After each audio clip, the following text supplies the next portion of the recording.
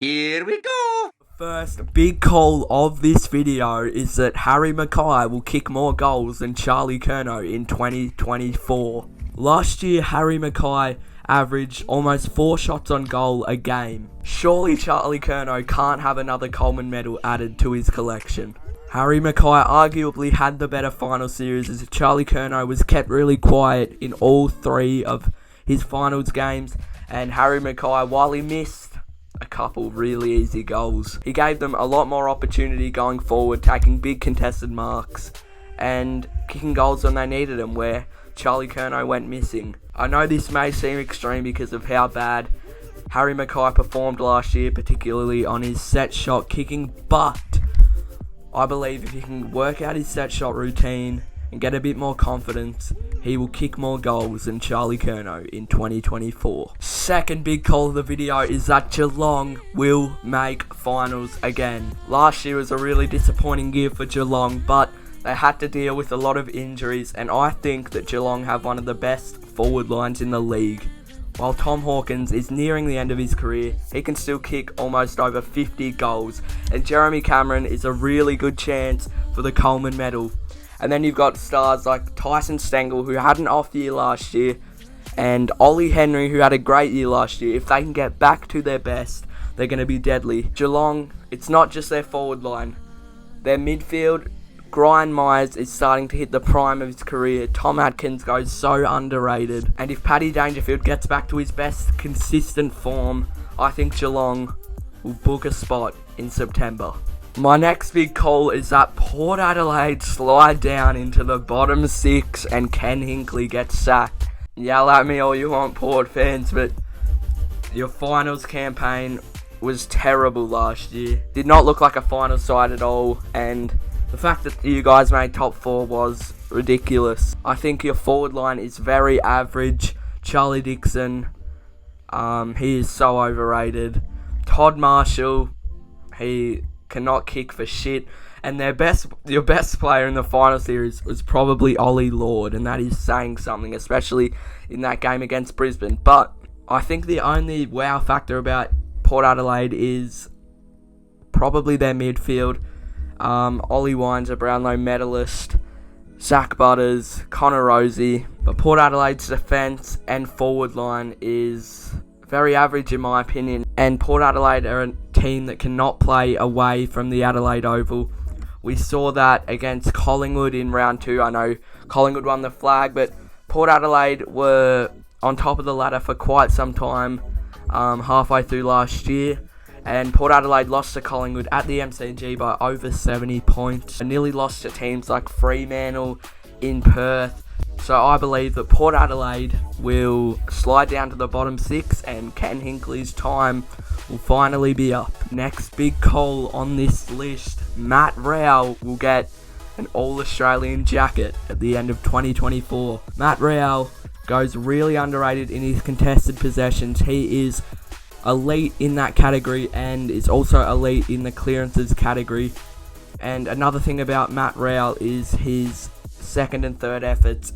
He is one of the most hard-working players in the AFL, and yeah, if he can rack up a few more possessions each game and average nearly a goal a game, and if the Suns can push for almost a final spot, I think Matt Rowell will be an All-Australian in 2024. Next big call, I think Sydney, the team that finished 8th on the ladder in 2023, will be minor premiers.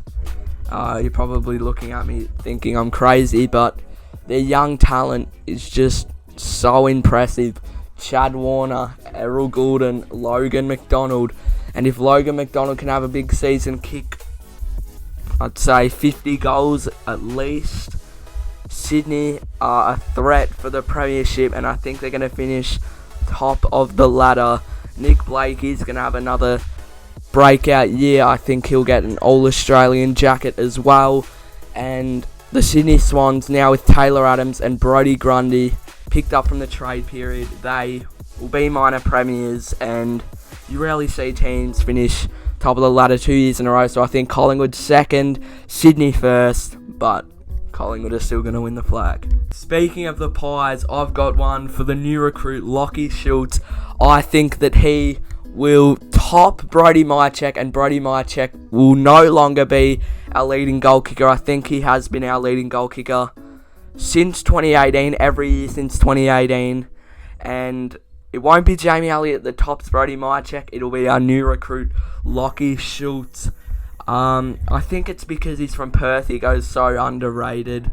Lachie Schultz kicked 33 goals in 2023, and I think he will kick almost 50 goals in 2024. And Collingwood, we've got a pretty balanced forward line. And I think Lachie Schultz is just going to top Brody Mychek as our leading goal kicker. This next big call is going to be really controversial, but that is why we're making this video. I think that St Kilda will finish higher than GWS. The reason for that, I think St Kilda have more experience than GWS. I think GWS fluked it a little bit last year. You can boo me all you want, but I think St Kilda have got a better coach in Ross Lyon. I think got a better key forward in Max King. I know that's not everything, but they've got such a good young talent. Wanganeen Malira, Marcus Winhager, Jack Steele. He is still in his prime, and he could even win the Brownlow this year. If players like Jack Higgins can get back to their best form, I think St Kilda are going to push all the way to the end of September, and I think they could even make a prelim final. This is the time, Saints fans, to get excited. I think they're coming, and I think GWS are a little overrated. They're still going to make finals, but I think the St Kilda Saints will top them this year and will finish 5th or 6th on the ladder and make a prelim final. The next big call, you would have saw it on the thumbnail. It is that Jai Newcomb will win the Brownlow medal in 2024. Last year, he led Hawthorn's Brownlow votes, polling 18. And for a team that finished 16th on the ladder, that is impressive. I think Hawthorn will finish 11th or 12th this year. And Jai Newcomb, he really leads that midfield. Hawthorn, they've got good midfield talent, but I think Jai Newcomb is levels above players like James Worpel, Josh Ward, Connor McDonald, and I think that Jai Newcomb is going to poll a lot of votes this year. He can easily rack up over 40 disposals and kick a couple goals, and he is just so underrated. His clearance game, similar player to Matt Rhea, just works hard. Contested possessions are always up, and yeah, maybe a big call. You might be thinking, yeah, Sam Walsh's, your Marcus Bontempelli's, but I've gone big, and Jai Newcomb is going to win the Brownlow this year. You heard it here first. My second last big call this video is that both Perth coaches will get the sack at the end of the year. I think West Coast will finish bottom of the ladder again, just due to their mixture of really old players and really young players. Yeah, no superstar talent besides Oscar Allen, I believe, in my opinion, right now. And for Fremantle, I think they could finish almost in the bottom 4. I really don't see much in Justin Longmuir.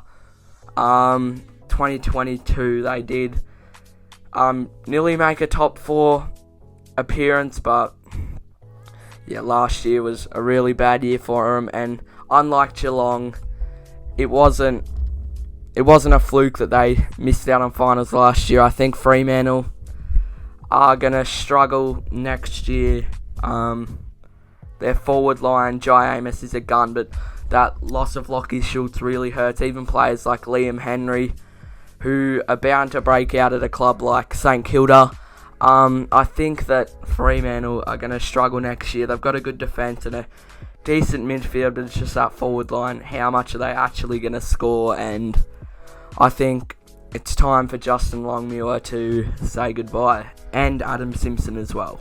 Final big call today. I know you guys are going to hate this. I know a lot of you guys think Jake Stringer is so overrated, and a lot of you do think that he was better at the Bulldogs, but I believe Jake Stringer's best season was 2021 at Essendon.